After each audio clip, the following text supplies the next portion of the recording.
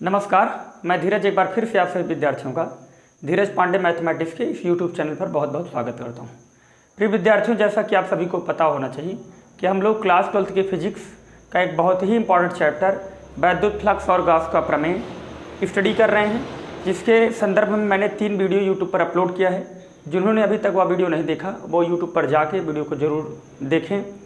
और आज के सेशन में हम लोग गॉस के प्रमेय से संबंधित मैंने एक डेरिवेशन करवाया था, जिसमें मैंने बताया था कि एक समान चादर पर कैसे वैद्युत क्षेत्र की गणना करते हैं। उसके संदर्भ में 3 केस हैं। इन तीनों पॉइंट को आपको बहुत जिम्मेदारी के साथ चीज़ों को समझना है। देखो यार, सबसे पहला case number 1, case number 2, case number 3, case number 4, ये 4 केसेस बनते हैं एक समान आवेशित चादर के संदर्भ में।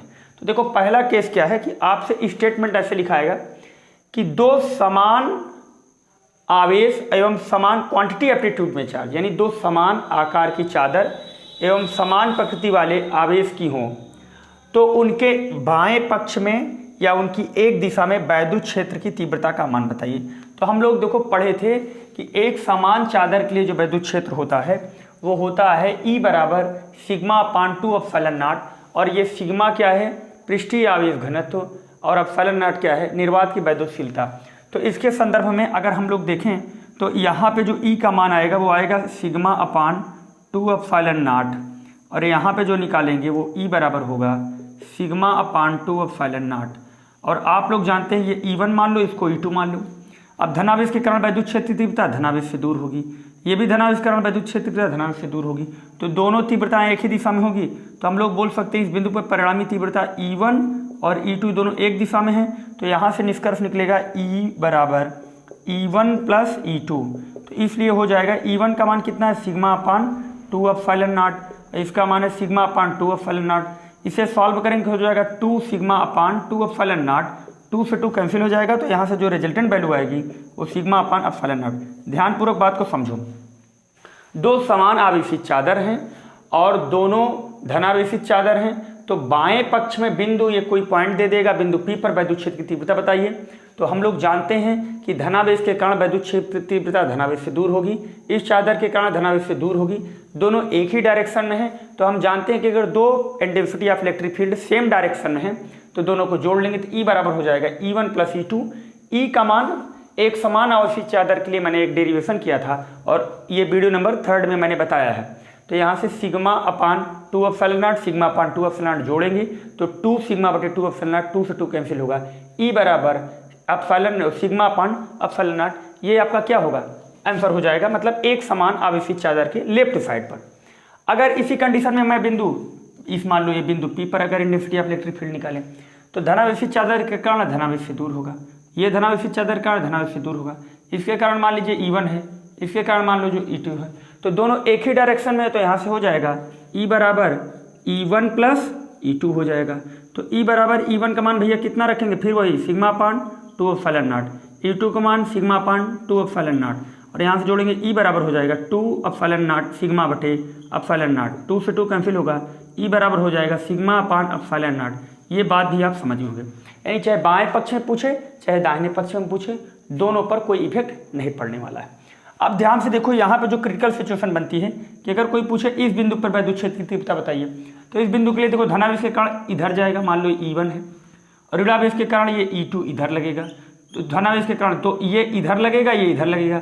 तो दोनों देखो अपोजिट डायरेक्शन में इंटेंसिटी ऑफ इलेक्ट्रिक फील्ड हो गया। तो यहाँ से हो जाएगा E बराबर E1 माइनस E2। तो इस प्रकार हो जाएगा E बराबर E1 और E2। तो E1 का मान σ/2 एप्सिलॉन नॉट और E2 का मान σ/2 एप्सिलॉन नॉट, ये इससे कट जाएगा। तो बीच में जो वैद्युत क्षेत्र की तीव्रता का मान आएगा वो 0 आएगा।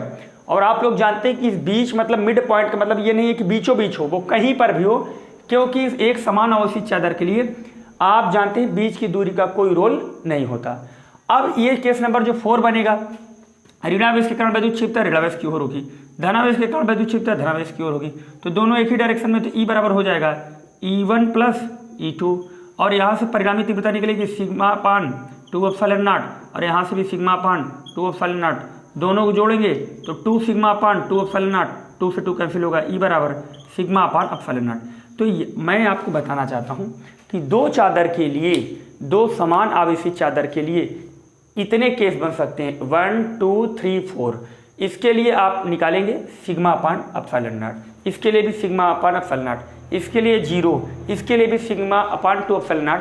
अगर ये पॉइंट समझ गए हैं तो अब हम लोग आगे चलते हैं।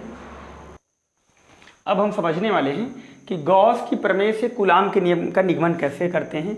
बहुत ही इंपॉर्टेंट टॉपिक है, ये कई बार पेपर में पूछा गया है कि हम लोग गॉस के प्रमेय से कूलाम के नियम का निगमन कैसे करेंगे। तो देखो कूलाम का नियम क्या है, आप लोग अच्छी तरीके से जानते हैं कि दो आवेशों के बीच अगर दो आवेशों को r दूरी पर रखा जाए तो उनके बीच लगने वाला वैद्युत बल उन दोनों आवेशों के गुणनफल के अनुक्रमानुपाती और बीच की दूरी के वर्ग के व्युत्क्रमानुपाती होता है। इस बात को मैंने वैद्युत आवेश एवं क्षेत्र में बहुत ही बेहतरीन तरीके से आपको समझाया है।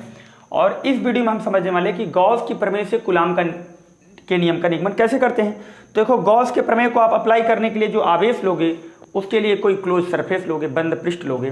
तो बंद पृष्ठ के लिए मैंने क्या लिखा कि माना किसी गोले के भीतर क्यों आवेश को रखा गया है, ठीक है, तभी यहाँ लगेगा वैद्युत गॉस के प्रमेय का नियम।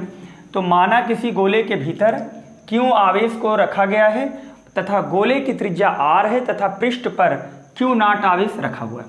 तो सबसे पहले हम लोग क्या जानते हैं कि अगर बंद गोली पृष्ठ से गुजरने वाला कुल वैद्युत फ्लक्स क्या होता है, तो आप लोग जानते हैं phi is equal to 1 upon epsilon not into Q.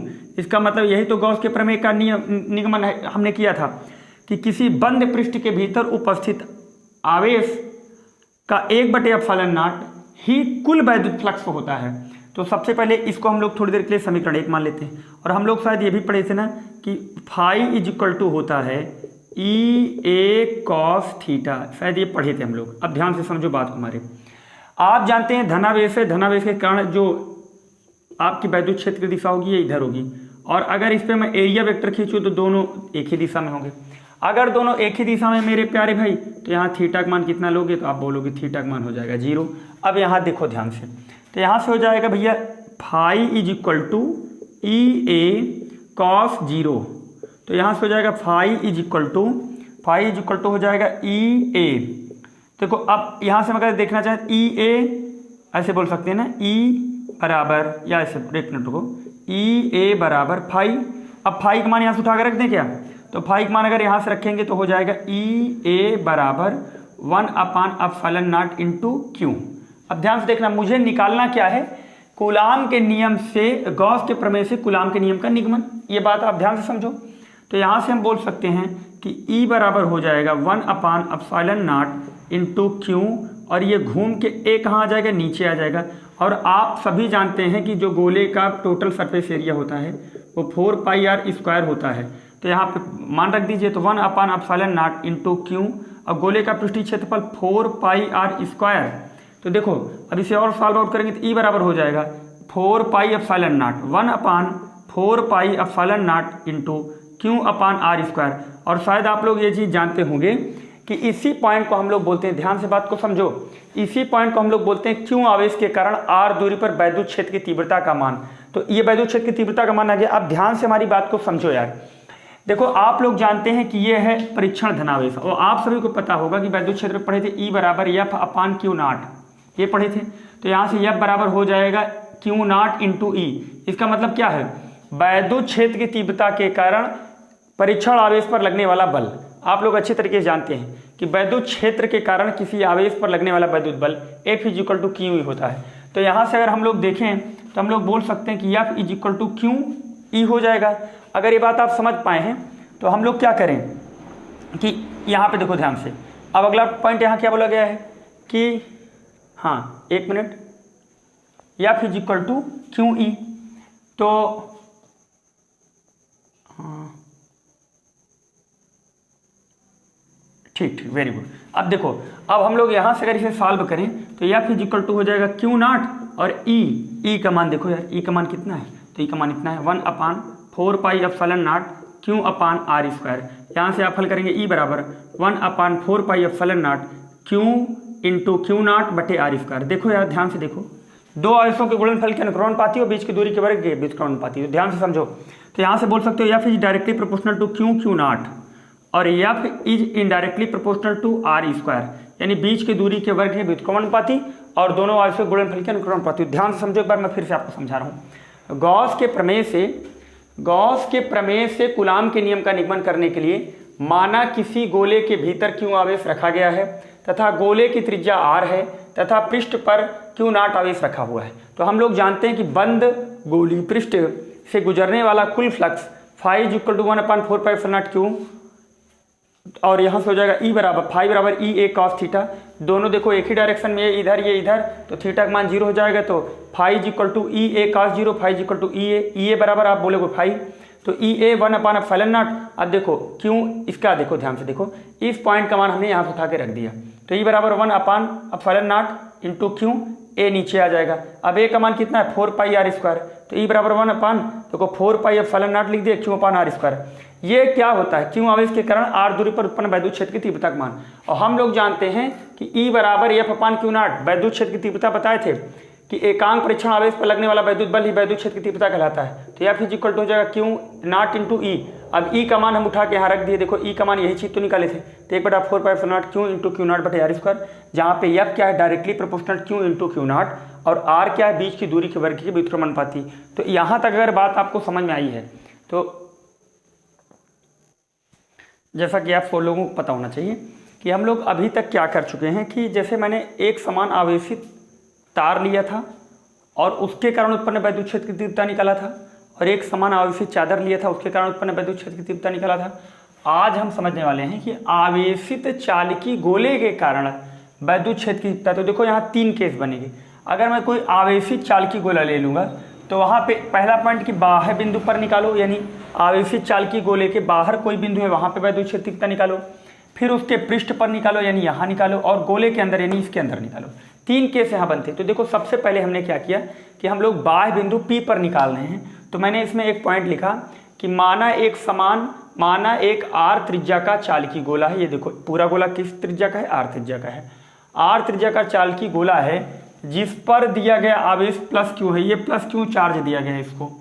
हमें गोले के केंद्र से r दूरी पर, देखो ये गोला क्या केंद्र है और गोले के केंद्र से r दूरी पर बिंदु P स्थित है जिस पर मुझे वैद्युत क्षेत्र की तीव्रता निकालनी है। तो देखो फर्स्ट ऑफ ऑल हम लोग करेंगे क्या, देखो यार एक चीज़ हम लोग जानते हैं कि सबसे पहले मुझे जिस बिंदु पर वैद्युत क्षेत्र की तीव्रता निकालना है तो गॉस की प्रमेय वहीं लगेगी। पहले उसके चारों ओर मैं एक इमेजिन सरफेस को फिल करूंगा। तो मैंने इस पॉइंट पर मैंने एक काल्पनिक पृष्ठ खींच दिया।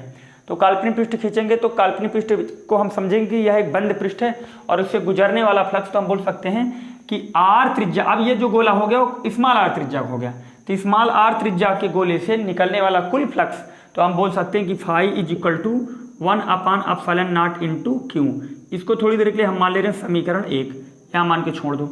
अब आप लोग जानते हैं कि अगर इस पर मैं एक ड्रा लाइन करूंगा तो इसका एरिया वेक्टर किधर होगा, इधर होगा, और धनावेश के कारण वैद्युत क्षेत्र की तीव्रता धनावेश से दूर होगी। तो दोनों E व A के बीच जो थीटा होगा वो कितने डिग्री होगा, तो आप सब बोलेंगे थीटा होगा 0 डिग्री। तो यहाँ से हो जाएगा, हम बोल सकते हैं phi is equal to E A cos theta. तो फाई इज इक्वल टू हो जाएगा ई ए कॉस 0 अंश, और यहाँ से निकल के आएगा phi is equal to E ए, ये डेरिवेशन आ गया। इसको मान लो समीकरण नंबर 2। अब समीकरण 2 में समीकरण 1 का मान रख दो, तो यहाँ से हो जाएगा ई ए बराबर 1/ε0 इंटू क्यू, और यहाँ से हो जाएगा ई बराबर 1/ε0 इंटू ए इंटू क्यू। तो देखो यहाँ से हो जाएगा ई बराबर 1/ε0, ए का मान रख दो 4πr² इंटू क्यू। तो यहाँ से हो जाएगा 1/4πε0 Q/r²। ये आपका हो गया क्या, बाह्य बिंदु के लिए। ध्यान से बात को समझना, ये बाह्य बिंदु के लिए वैद्युत क्षेत्र तीव्रता यानी E बराबर 1/4πε0, 4πε0, एक मिनट यार क्या लिख रहे हैं, 4πε0 Q/r²। ये हो गया किसी बाह्य बिंदु P पर निकाली गई वैद्युत क्षेत्र की तीव्रता। ये पहला पॉइंट हो गया। अगर पृष्ठ पर पूछ ले तो पृष्ठ के लिए भी हम लोग जानते हैं कि आप लोग जानते हैं पृष्ठ पर जो r का मान है उसके स्थान पर हम कैपिटल R लिख देंगे। तो पृष्ठ के लिए जो निकल के आएगा वो E बराबर हो जाएगा 1/4πε0 Q/r के स्थान पर लिख देंगे कैपिटल R²। तो ये पृष्ठ के लिए आ गया।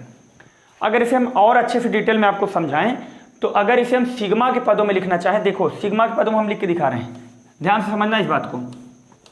देखो अभी हमने एक डेरिवेशन किया पृष्ठ पर कि E बराबर लिखा हमने 1/4πε0 Q/R²।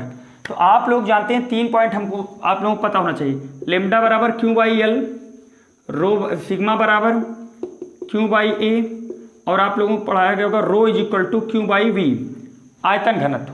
तो देखो अगर यहाँ से हम देखो हमको क्या बनाना है, इसके v बनाना है, तो यहाँ अगर 3 से भाग कर दें तो यहाँ 3 से क्या करना पड़ेगा, गुणा, और यहाँ अगर r से हम गुणा कर दें तो ऊपर भी r से गुणा करना पड़ेगा। तो e इज इक्वल टू हो जाएगा 1/4/3 पाई, r का गुणा r में करेंगे r क्यूब हो जाएगा, और यहाँ से ऊपर जो बचेगा वो q इंटू कैपिटल R बचेगा, और बगल में क्या है ये 3 एप्सिलॉन नॉट, यहाँ 3 एप्सिलॉन नॉट लिख दो। तो इसको हम और अच्छे से लिखना चाहें तो R is equal to Q upon, इस चीज़ को हम क्या लिख सकते हैं V, और इधर लिख दो 3 एप्सिलॉन नॉट, इस चीज़ को लिख सकते हैं 4/3 पाई R क्यूब कैपिटल R, और इस चीज़ को क्या लिख सकते हो V। तो यहाँ से हो जाएगा कि R/3 epsilon not q by V, और क्यू बाई वी को हम लोग क्या बोलते हैं, रो, आयतन घनत्व। तो यहाँ से सॉल्व करेंगे तो R is equal to 3 epsilon not और रो, तो इसका फार्मूला बन जाएगा E बराबर rho into R/3 epsilon not. ये भी आपका पृष्ठ के लिए फार्मूला हो गया। तो देखो फिर ध्यान से समझो, 1/4 पाई epsilon not q upon R square था, हमने 3 से गुणा 3 से भाग कर दिया, और ऊपर भी R से गुणा नीचे भी R से गुणा। तो इसे अगर हम सॉल्व आउट करेंगे तो हो जाएगा Q इंटू R 4/3 पाई R क्यूब, R का गुणा R स्क्वायर में करेंगे R क्यूब हो जाएगा, और 3 एप्सिलॉन नॉट हमने लिख दिया। तो एक चीज़ देखो, capital R into q upon 3 epsilon not 4/3 Q pi R cube लिख दिया, और ये पूरा किसके बराबर होता है, V के। तो R/3 epsilon not q by V रो बोलते हैं, इसको बोल सकते हैं E बराबर रो अपान rho into R/3 epsilon not. तो मैं आशा करता हूँ कि ये वीडियो आपको अच्छा लगा होगा, और निश्चित रूप से आप पूरे चारों सेक्शन को आप अच्छे तरीके से देखिए। और शाम को बिल्कुल नया बैच 3 बजे से 6 बजे तक चलाया जा रहा है, एकदम बेहतरीन तरीके से उसकी डेमो क्लास पूरी क्रिएट है, उसमें आके आप डेमो लीजिए। Okay, thank you.